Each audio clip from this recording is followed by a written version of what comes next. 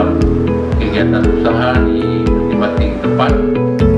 Kita berharap usaha tetap terus berjalan dengan baik dan kita bisa keluar dari krisis COVID-19 ini.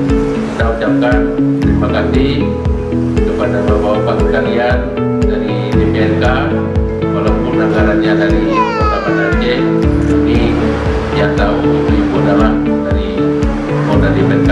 Kami hanya memberi dana yang arahkan dari beliau-beliau ini. Jadi kita ucapkan terima kasih. Kemudian saya berharap alat kerja ini digunakan dengan lebih baiknya agar nanti ibu bapak usaha tetap berjalan dengan baik. Saya ucapkan selamat menggunakan